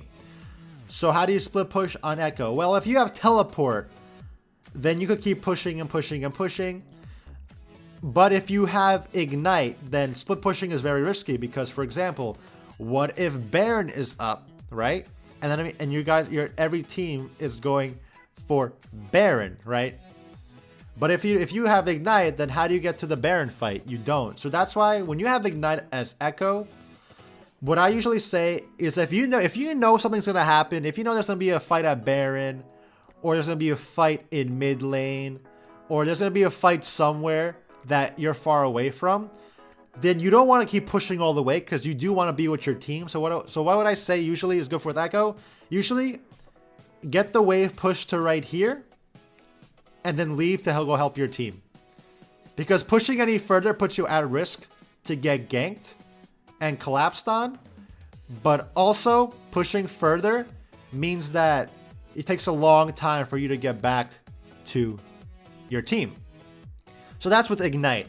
But if you have TP, then you could actually keep pushing farther and farther until your team starts fighting, and then you could actually whoop, TP. But a lot of times we don't really take TP. We talked about when to take TP earlier in this guide, but Ignite just gives you so much pressure, right? But so the goal of split pushing is to literally knock down towers, farm up, get some low XP, knock down towers, and force the enemy team to make a decision on who's going to go 1v1 fight you. So this becomes an important moment, right? If the enemy sends one person to fight you, if you could kill this champ, if you kill the champion that they sent to stop you, boom, she's dead. It's perfect, because now you can actually keep pushing, because now your team has the numbers advantage, because now the team will have a numbers advantage, because there's your teammates are here, the enemy team has another 4 people here, but now guess what? No one's going to stop you, so you can get this tower. And what does the enemy team have to do? The enemy team has to send resources, another person to help you, which means that now your team has more numbers in mid lane than the enemy team. So it means they have their lower chance of your team dying and a greater chance of your team like getting something like Baron or taking farm in the jungle or whatever. So that's why killing the enemy split pushing champion is very important. But other than that, there are times where you could do some crazy backdoor plays too. Like say there's a team fight happening in mid and you know that your team can win that and your team doesn't need you. When you know that your team doesn't need you, then you could keep split pushing. For example, like say there's a 3v2 in mid lane, your team is fighting, they're going to beat Camille and Lux. What's the point of you walking mid if you know your team is going to win, right? Just keep getting those towers and keep split pushing into the enemy base. So that's pretty much everything about split pushing. Just split push to make the enemy team make a decision, make the enemy team send resources to you, and make sure that you don't AFK split push, because sometimes you will need to go and help your team, right? Oh, and another thing, if you know that Baron is up and your entire team, you should never do this, right? Say your entire team is top, or one person is mid, and you're getting ready for Baron, you should never be bot lane if you don't have TP. Because it's a long way to get to Baron. So stuff like that. And the same thing on the flip side. Say if there's a dragon coming and your team is down here, why would you ever walk top if there's like an infernal? You have to assume that there's going to be a fight. You have to assume that this objective is very important. Since you don't have TP, you have to walk at least mid to be in range of this dragon. Because then the enemy team will have the numbers and you won't be there, and you're a very important champion in team fights. Which is what we're talking about next, team fighting as Ekko. So yeah, let's get into that. Alright guys, so now we're going to talk about team fighting. And team fighting is something you learn by just playing Ekko, just playing the game, learning about the game, learning how to outplay, doing all this stuff. But I can give you some tips on team fighting, and then I'll show you 2 clips of me team fighting. So for team fighting, you have to remember 4 things. 1, go for the enemy carries. When it's mid or late game, your job as Ekko as an assassin is to go for the enemy carries. That's your one thing you should look for. If the enemy carries aren't there, then it's okay to go for like tanks or the support or anything else. But primarily you're looking for the squishy carries. So that's number 1. That's like the main thing that should be in your head. Number 2, set up your W for stuns and your shield or to zone. So basically you want to throw in that massive W. It's an AoE stun. Try to stun as many of the enemy targets as you can. And on top of stunning them, you also get a shield, so you become a little bit tankier. So usually you want to throw a W and then E proto belt in there or E flash in there, try to catch the enemy team off guard, especially if they're carries, and then your team could follow up and kill them, or you kill them.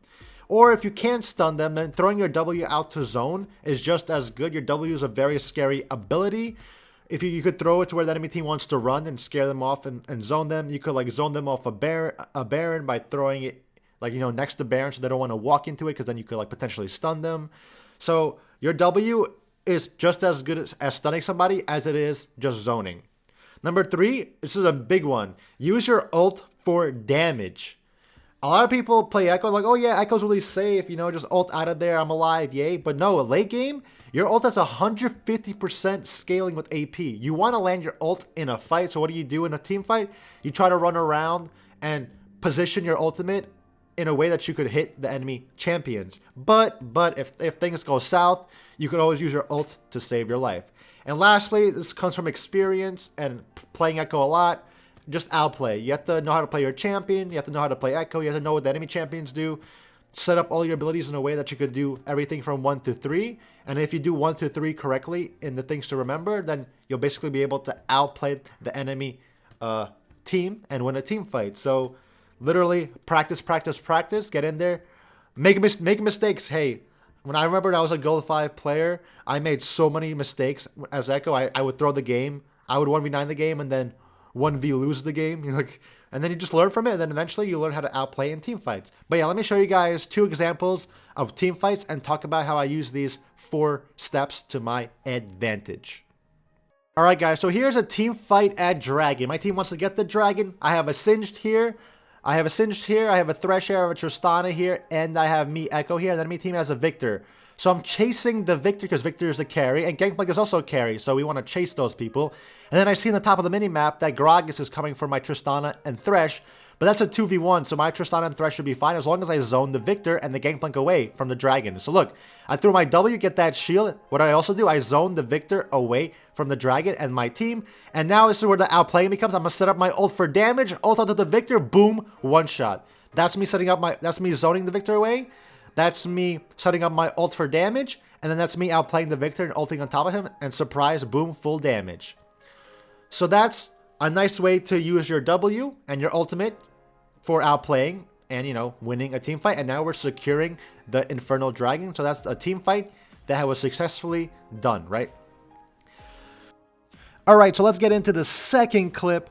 Here I see a team fight about to happen in the mid lane, and then I run into the enemy Lulu. I know Lulu's really annoying. She's a squishy's target, so I got to jump onto this Lulu.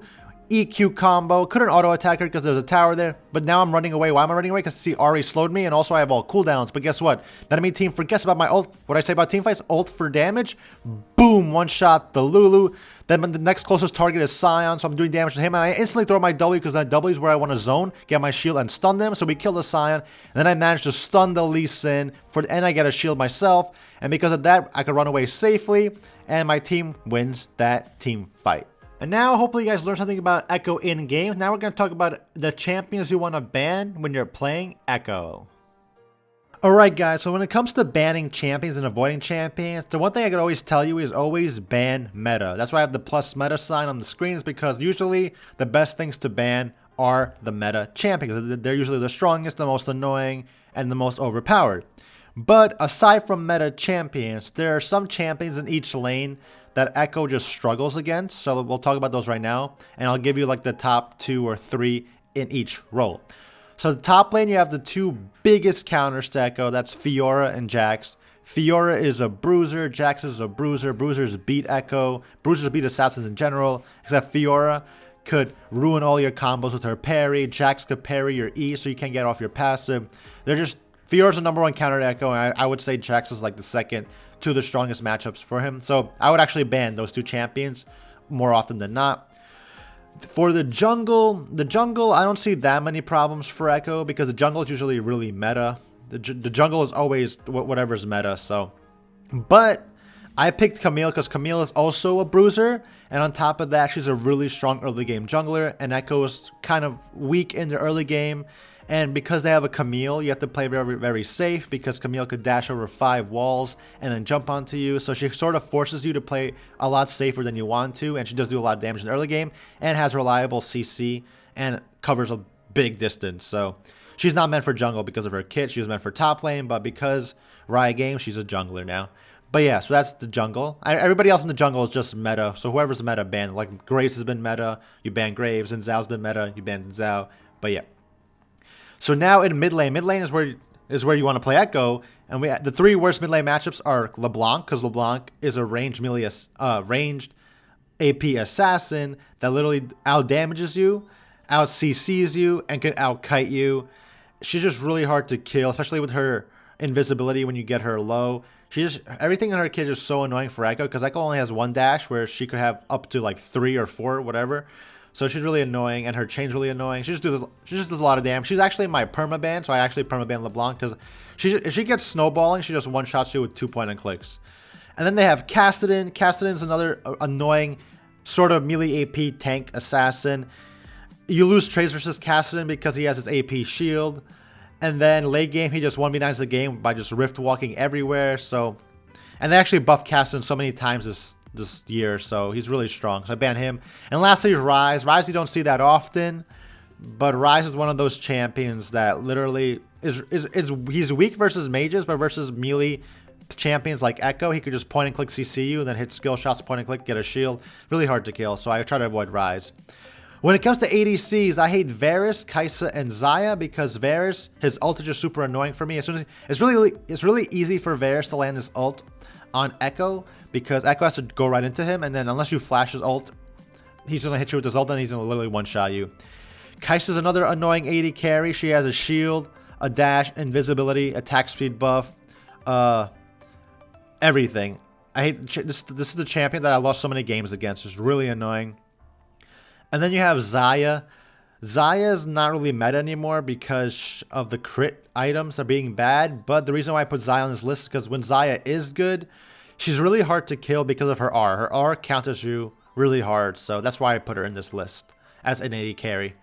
And then lastly, for the supports, the two most annoying supports for Ekko are Morgana and Lulu. Why Morgana? Because of her black shield and heavy CC. We all know what black shield does. Negates your stuns, negates your slows, and gives a magic damage shield. And then we have Lulu. We all know what Lulu does. She literally polymorphs you and then ruins your day. And then slows you and then ults her teammates. Really annoying. But yeah, those are the champions I avoid as Ekko or ban. And also I ban meta.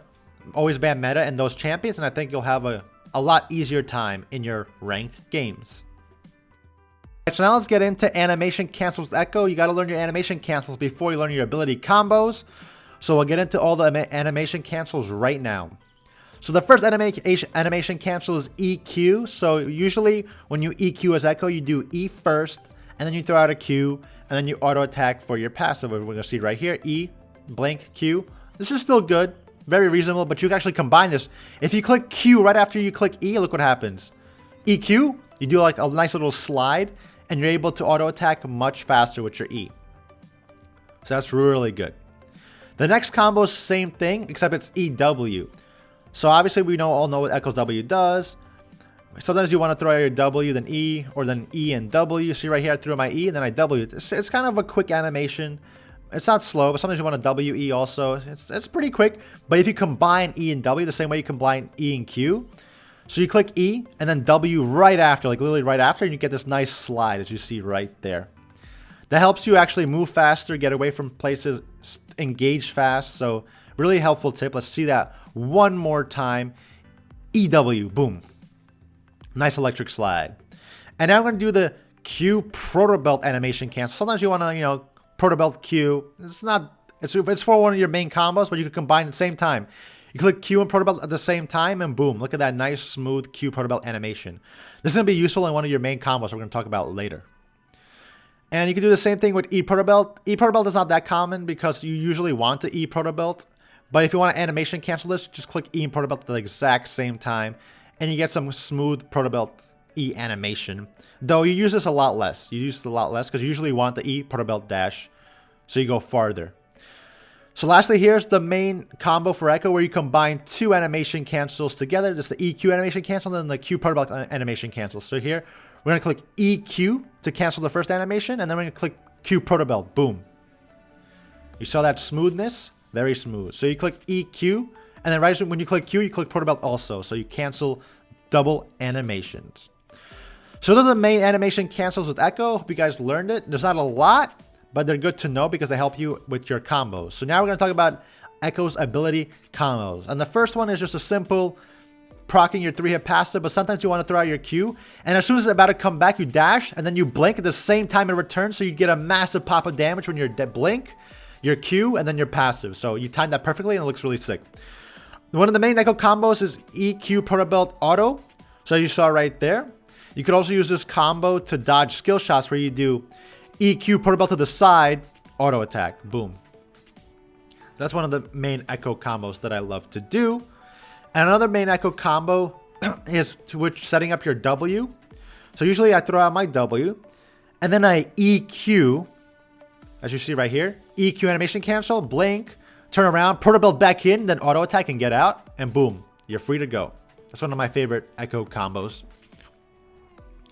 And here we have a combo where you jump over a wall. The same thing. You can do EQ animation cancel, proto belt, boom, get into range. So Ekko could cover a lot of range with his engages. So that's why Ekko's a really strong team fighting champion. Here's another example where we're going to flash this time. We're going to throw out a W. We're gonna E flash, proto belt, boom, E again, and then Q auto and get out of there.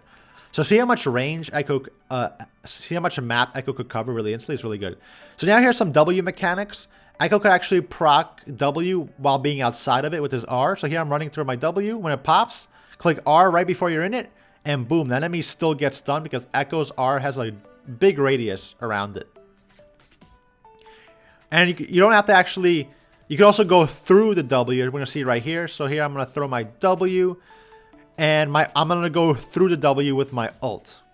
So here the W is popped, click R, I go through it, boom, now they still get stunned. So that's some nice stun mechanics with your ultimate. And now here's another combo with Ekko where you're running away from somebody. So you say you're running away, you like to throw a Q backwards, and then as soon as your Q is about to come back, click R and boom, massive damage. So that's one of the runaway combos. And here's another version of the runaway combo that you could also, you don't have to be running away, but E before you R. So if you E before you R, when you click R, you could instantly blink onto the target to do even more damage. And lastly, the hardest combo with Ekko is the Q redirection with your ultimate. So say you want to do some fancy ass play, you throw out a Q, then you're gonna ult back to redirect your Q and hit the second target. Look, boom. See how that Q just redirected and hit the second target? That's one of the hardest things to do with Ekko, but it looks so nice. So those are some of the Ekko's combos. Those are the main ones that I do all the time. Learn from those and you guys will be an amazing Ekko player. And now I'm going to do some wall hops. I'm going to quickly go through some wall hops with Ekko. You could jump over this. You could jump over all the skinny walls. You could jump over this mid wall. This one's kind of hard. You got to like point at like the bottom right corner of this big bush and be able to hop over this wall. This wall is a lot easier to hop over. It's the one on the left side of mid lane. Not too much effort here, as we see. Wall hops are really important for running around the map. You can jump over to the blue wall.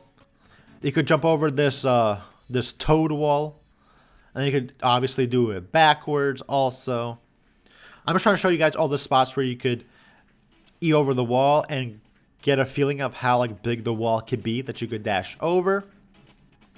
You could do over the Baron wall. The Rift Herald wall also. Very good for like, you know, stealing Barons or making crazy plays. You could hop over the red wall. You could hop over that Golem's wall also. But we already hopped over this wall before. You could hop over this wall right here in front of the Golems. Boom. It's a pretty big wall, pretty thick. Let's do it back. You could hop over this wall in front of red. It's kind of a big wall. It's nice also to hop over. See, Ekko could hop over much of the terrain in the game. This is one of the most important ones, the Raptors wall. This helps you do a lot of tower dives and ganks. As you see, you can hop over that. And you can do the same thing on the other side. Boom. Really nice. Really nice indeed. And now we're on the other side. So see, you could jump over this wall also. Hope you guys are getting the feeling of all the walls you could jump over. I'm not obviously showing all of them, but I'm showing most of them. You can jump over the Wolves wall. It's kind of big. And now let's talk about the hardest wall. This is the hardest wall to jump off in the entire game. And that's this wall by the enemy, by the red base in front of the Wolves. You have to literally stand by this like glowing rock symbol and then eat to this little crevice. You see that little crevice by my ward? You got to aim right there and you hop over this really thick wall. And then on the way back, you got to put it under this little symbol. On this little symbol right here. Boom. That's a really hard wall to jump over. It's like every 3 out of 10 tries you'll get it. It's really hard. But yeah, Ekko could also jump over towers and over inhibitors. So that's all the Ekko wall hops that I know of. So yeah, I hope you guys learned something about wall hops. But yeah, I taught you guys everything I could about Ekko so far. Hope you guys learned something. Hope you guys enjoyed. And let's get to the conclusion of this guide, which is how to carry games with Ekko. Everyone always asks, how do you carry games with Ekko? Can Ekko carry games? Is it possible? Well, I gave you guys all the tips you need. I gave you guys builds, runes, how to lane, how to trade, how to roam, how to push, how to freeze, combos, animation cancels, wall hops. I gave you champions you want to avoid. I gave you all the resources you need, for the most part, to improve your Ekko gameplay tenfold, to become a lot better players. It's up to you guys to go out and practice and, you know, do your best. But some tips I could give you to carry games. Yes, Ekko can carry games, especially in lower elo. Ekko could definitely carry games. And it's not, especially with the tips I gave you this video, if you use them, you should already increase an elo instantly. I guarantee you, money back guarantee. This guy will help you increase an entire elo. So basically the tips I could give you is don't die early in lane. I gave you the resources in lane, how to freeze, how to push, all that stuff, how to trade. So don't die in lane. If you fall behind early as Ekko, then Ekko's one of those champions, feast or famine. If you fall behind early, it's going to be pretty hard for you to come back. So you got to not die early. And that being said, you got to stay relevant in XP and farm. So say you're even or ahead in lane, when the laning phase is over, when you start splitting and team fighting, you got to make sure you stay ahead in XP, stay ahead in levels. I mean, in gold. So how do you do that? By farming minions on the side lanes, getting that solo XP, and then going for team fights, getting that kill XP, assist XP. So you don't want to group with your team for too long, because the longer you're with your team and the more time you're with your team, the less XP you're getting because you're sharing it. So splitting, that's why splitting is really important. And one of the main tips I could give you is predict the enemy team. So when you're splitting, or when you're in lane, or when there's a fight gonna happen, you have to like predict what the enemy team's gonna do. If you're in bot lane, you know Baron's coming, like you see the enemy team posturing around Barons, you can predict, okay, there might be a Baron fight. Or Infernal Drake is spawning, then you gotta think to yourself, maybe the enemy team wants to get Infernal Drake. You see 4 people in mid lane, maybe the enemy team wants to dive my mid tower. So if you could think about what the enemy team wants to do, you could start playing around it, warding against it, preparing your team for it, so you have a higher chance to counterplay, rather than like, oh, the enemy team did this, oh, I didn't know. You gotta try to predict what they're gonna do. That's one of the best things I could tell you. And then lastly, you're not going to win every game. We all know this. You're going to be 20-0 one game, and your team will be 0-30, and then you're just going to lose the game. It happens. Don't tilt. One of the biggest reasons why you do lose games is because of tilt. There will be a game that you lose because it's not your fault, and then there might be 3 more in a row that it's not your fault that you lose the game. And then after that, the next 4 games you'll be playing tilted, and it will be your fault that you lost those games. So try to avoid the tilt. If you see tilt happening, go play Nexus Blitz or play something else. Or, you know, just try to make yourself feel better. But other than that, I give you guys all the resources you need. Go out and practice. League of Legends is a game. It's an art form. It's a practice. You got to learn how to be the art of the Ekko. So hopefully you guys enjoyed this guide. Hope you guys learned something from it. It was my pleasure to teach you guys how to play some Ekko in Season 9. And I can't wait for you guys to tell me what ranks you get and how much you improve. And I'll see you guys in the next one. Thank you guys so much for watching.